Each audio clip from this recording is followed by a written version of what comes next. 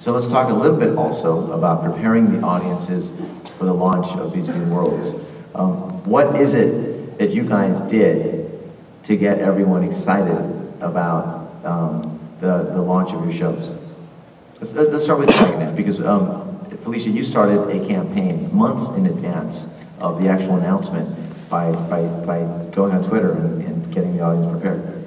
Yeah, I mean, I do have the advantage of having built up like 4 years of people who are interested in what I do. So obviously I have a leg up. I wasn't starting from zero. And even with the Guild, I wasn't starting from zero because I had a lot of amazing reading fans behind me because I was in Buffy.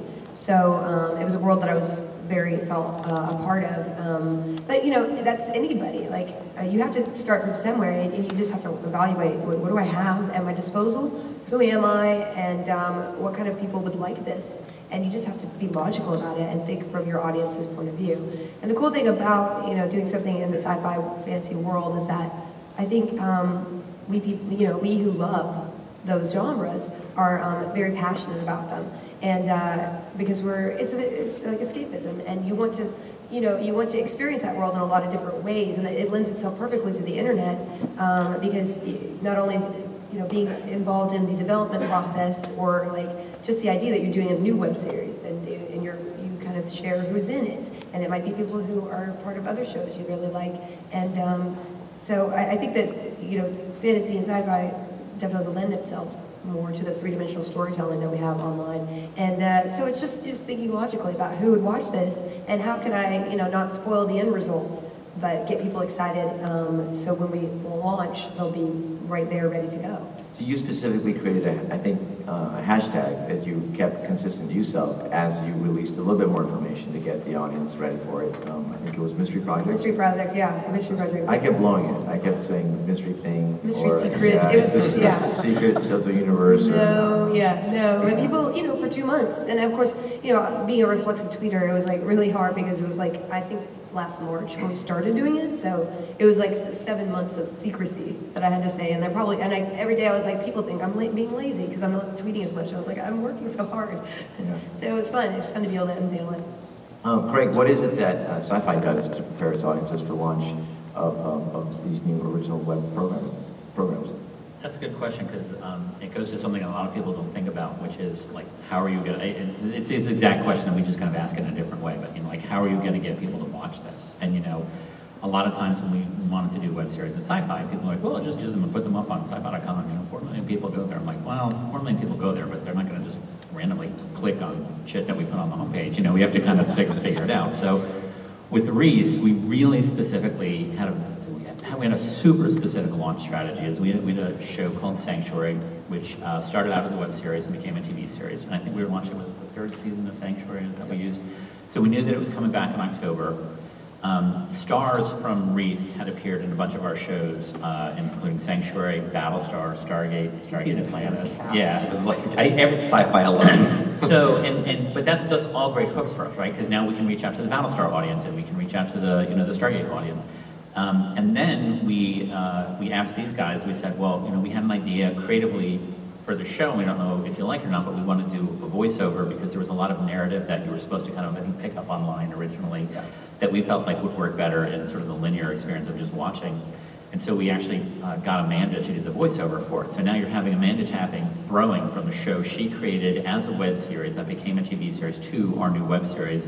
And the aesthetic of Sanctuary has a lot of steampunk and stuff like that in it. And so the aesthetic of Reese has a lot. So we knew right away, like this for us was like a home run on every level because we could really promote the hell out of it from everything that we had. And then, with Mercury Men, one of the things, we haven't announced when we're going to launch it yet, and part of that is going to be based on how we can support it. I'm not just going to put it up online and again, hope that people find it. We're looking for shows that might have an aesthetic. I mean, one of the early things we talked about was we went to our programming guys and we're like, well, when we launched the Mercury Men, what if we did an all-day stunt of Twilight Zone? Twilight Zone, very black and white. You're talking about your lead character is like a Twilight Zone-esque guy. And then we said, so every X amount of minutes throughout the Twilight Zone marathon, we'll throw to it. And I don't know, we haven't actually made any, as part of the decision of when to launch it is when we can have a lot of, because the thing about online for a TV network is you get a lot of traffic when your new shows are having new episodes. So you always kind of want to use that as a springboard. So in every case, though, we're always looking for not just can we buy it and how much is it, but how can we promote it and really make it a success. Great. Chris, you started, when I first saw the mercuryseries.com website, when you first put the trailer up, you just didn't have the trailer up. You had a lot of content already up there. And prior to Sci-Fi getting into business with you, you were releasing content on a pretty consistent basis. Talk about that process. So I had done a series several years ago where we didn't do a lot of this, and we had put our episodes out there, and I noticed that right around episode 6 or 7 was about when we started seeing the bump in numbers that we had hoped we would have had in episode 1. And so by the time that it started picking up momentum, it was over. And so the biggest lesson I came out of there was start telling people about it as soon as you possibly can. Start getting as much out there as you can. And so I was very active in trying to, the phrase I kept using is everything but the series itself. What other stuff can I show? And so part of that was we did a line of video production journals, which were showing us creating it. You know, I wanted to attach a face and a name to the series. I wanted to pull back the curtain and show people, hey, here's who I am, and I'm making this, so that they could connect with the creator and so that they could get involved in the process. We also did some promotional stuff where, you know, I created this poster that was kind of a throwback to the old Saul Bass designed posters, you know, the old 60s James Bond type posters. So we honestly got so much coverage, and we attracted so many people just from the poster. I mean, there were poster websites that were picking up just the poster, saying, I have no idea what the hell this is, but look at this poster. And then people come and say, what the hell is this? Yeah. And so there was a lot of that, and so we just kept, you know, going on with that. And so we do this, so the series itself is the core. The actual episodes are the core of our world. And in our whole series, the whole thing will live and die by that core. You know, if that core is not good, if those actual episodes and characters do not connect, then the rest of the stuff is not going to connect. But the rest of the stuff is what I could give them to draw awareness, to bring people. And so we did this line, what I call digital props, which were items from the actual world of Mercury Men.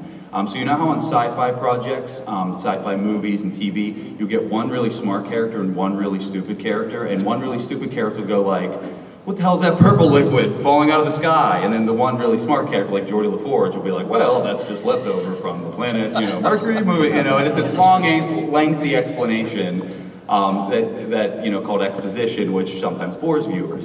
And so since episodes on the web are so short, since they're just flying by, I wanted to pull a lot of that stuff that, even though it can be important to build your world, it's not as exciting in the actual episode itself. And so for people that were interested in learning more about that world, I could give them these other items. And so for instance, one of the things that we put out so early on was a blueprint of the ray gun. And you could print up a blueprint, high res, get a poster printed for free of this thing that showed you step by step how this ray gun worked. So in our world, obviously. So instead of having a character sit down for a minute and a half and explain this ray gun, they got it in a blueprint. And it also was served secondary as a promotional item, so that someone just might see a blueprint of a ray gun and go, that's cool, I want to see what this is from. So these items were coming out for 2 years before the series, so I got to the point like, is this thing ever coming out? You know, so we've done a line of collector's glasses and just all sorts of stuff that we had been doing for 2 years, because at the time when we started the project, I think I had 30 Twitter followers, so I couldn't send out a link like Mercury Men and suddenly, with the power of all 30 of you, we're gonna take it over. Well, but you were really smart, because the handle on Twitter for you was the Mercury Men, and that's how you and I met. And I saw like someone had retweeted something like the Mercury Men, and I'm like, Mercury Men, that sounds sci-fi. Let me go check that out.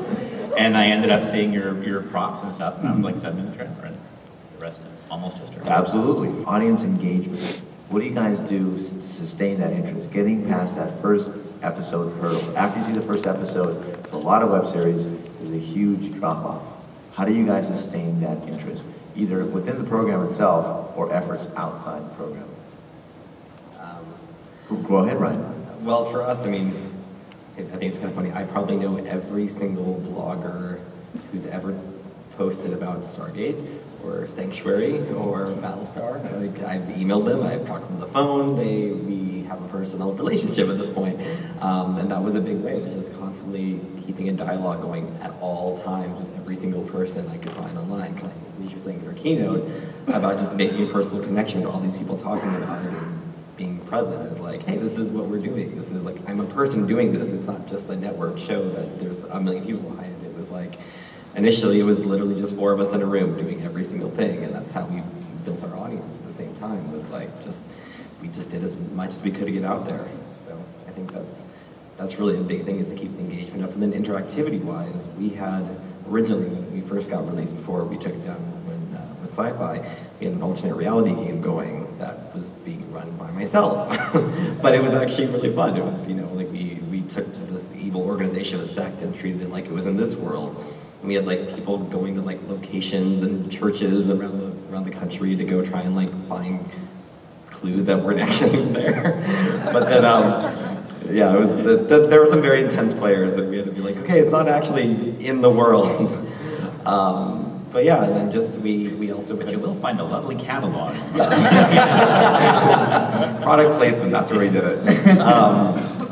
We also did an iPhone game that we built ourselves. It was us and this company called Genius Factor, which is a really small independent game company in Vancouver. We're like, let's make a really, really cool RPG for the iPhone. So it's mobile, it's portable. You can hopefully link to the episodes or the website from it.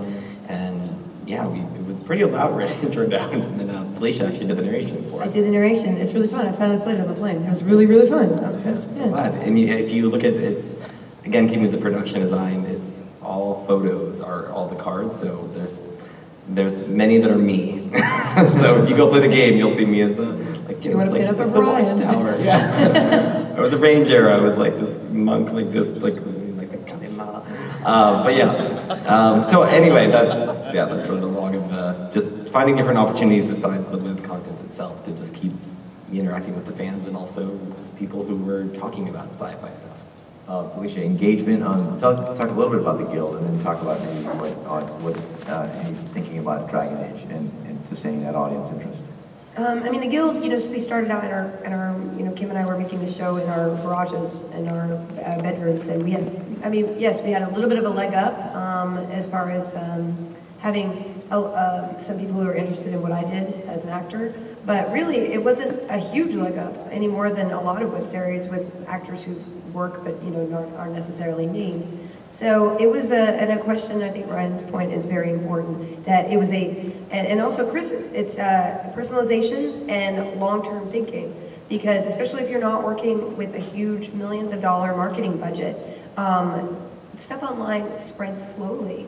And if you have any other content that you can, an engagement and personality that you can apply to your show, it makes it more emotionally invested for people to see what the outcome's going to be. And also, it allows time for people to spread the link to something, to their friends or to a forum that they go to. And you would hope that if you were, if you think about it smartly and think about, hey, this person is a blogger in this area. Let me get to know them and just say, hey, if you would like to see my show, this is where it is, and this is who I am, and this is how I do it. I literally did that with every single game blog there is. And then it just took 4 or 5 people on their personal blogs to jump from a small game blogger's blog to Kotaku. And then like somebody like Veronica Belmont, who randomly just found the show and put it on her, and she's a big tech influencer and a girl gamer herself. And these weren't things I forced. These were just things like thinking, hey, these people might like my show. And they might have a conduit to other people who like my show. And it takes thousands of those to cobble together, because not even if you're Ashton Kutcher, who has like, I don't know how many Twitter blogs, just one tweet from him is not going to create, or me, I have almost 2 million, but one tweet from me is not going to get 1 million or 2 million views on something. That's not how Twitter works. That's not how social networks work. People see it when they see it. So you have to be repetitive, but also respectful of your audience, and think a little bit more broad-mindedly, and think about the audience and their point of view a little bit more, and respect their time, and just hope that if they like it, they'll pass it on. So yeah, the slow burn, I think, definitely helps. We're going to be taking questions from the audience pretty soon, and there are going to be mics on both sides of the room, I believe. So if you've got some questions, you may want to just line up, because we'll be going to you guys really, really soon. Thank you for the cupcakes, two people. Thank you. What are your favorite flavors of cupcakes? I mean, there's two. I don't want it. There's two. I don't want it. It's kind of you can't do favoritism. One's strawberry, one's vanilla. They're two different cupcakes. They're They're both both fine. individuals. Wow.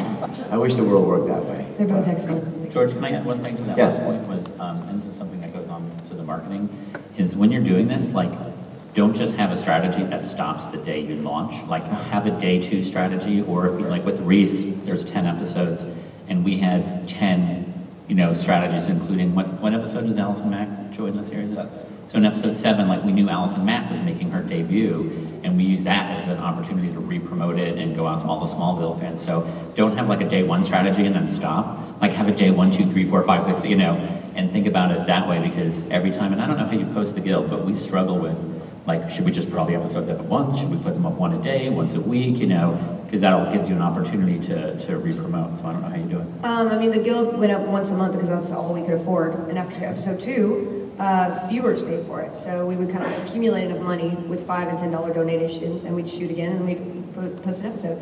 And nobody would do that nowadays. But in fact, I think that's kind of pivotal to how we spread our word. Because we sustained our audience through personality and through updating people and interacting with them between episodes. So that we had a whole month, and it was an event, and we could grow, and people of their own volition would spread it around. And but of course then you look at Dr. Horrible, and Dr. Horrible released 3 episodes, bam, bam, bam, with a 30-second trailer and no website and anything. That had a lot more star power behind it, and clearly a huge fan base. But I mean, I think it really depends, and it's something that you can't, I think, say this is a universal rule for this show. It worked for the Guild one way, it worked for Dr. Horrible, it worked for Reese one way. I think it's just kind of making some decisions and juggling it all in your mind, and just realizing there's no length requirement and there's no release schedule for online, and experimenting with it. And one thing will not work for one show that will work great for another. And I think it's back to, hey, what kind of audience is going to watch this? Who are these kind of people? Do they need the breathing room? Is it going to spread them on a lot of blogs if we give it time because they're gamers and they're distracted? Or is it an excited fan base that just wants to watch everything back to back? And will it stall between and they'll forget about it? So yeah, I mean, I think it's to be invented, and that's what's exciting about this space. I would just say that, off of your point, Craig, that day 1 strategy, episode 1 strategy, episode 10 strategy, episode infinity strategy. Don't just like abandon your audience because, hey, you're done. I mean, especially for something in sci-fi and fantasy, you've created hopefully a personal connection with your audience. They've immersed themselves in your world. Don't abandon them because you've gotten what you want out of them. I think that's the disloyalty, and that's where a lot of marketing and gurus go wrong. It's like, it's very almost exploitative, and kind of putting a more personal spin on that, and knowing that, hey, these forums have to be they have to be upkept. If you're making me be a fan of your page, like 2 weeks after your last episode, like, don't just let it spam go on your. I mean, that happens a lot, and yes, it's a lot of work. It is a lot of work, and that's why we have somebody now, Brian Kamioka, who's like our social community person, to make sure that that doesn't happen because Kim and I are so busy producing. So yeah, that's what I would just say. Before we go to questions, what is the top tip that you would give content creators if they're launching a new series? What kind, either something to avoid or something to do? Let's start with you, Chris. Holy cow! Wow, top tip. I guess, I mean, this isn't so much a top tip as much as this is a beware. Is that this takes a lot of time, energy, and work. Like, and Alicia, I can only imagine what it was like when you and Kim were first launching the Guild, but, I keep telling people, they'll ask me, how's post-production going, or how's editing going, how's all that going? I go, it's going really well, but that's half of it. And so to be editing a series, or to be directing a series, or writing a series, just that alone is very difficult. But then the part of these, creating online worlds and creating online sci-fi worlds is that there's that other half of developing the online part of your Twitter account, your Facebook account, of engaging your viewers, of all that kind of stuff. So I say editing is half of my job, and then the other part is other half. So I can't tell you how often I'm just out. I'll be out on a date with my wife and I'll get a Mercury Men tweet and it's all that like, should I be answering this right now? But you're constantly in this world. So it is a lot of time. It is a lot of passion. But if you love it, you'll do it. You'll stick with all that stuff.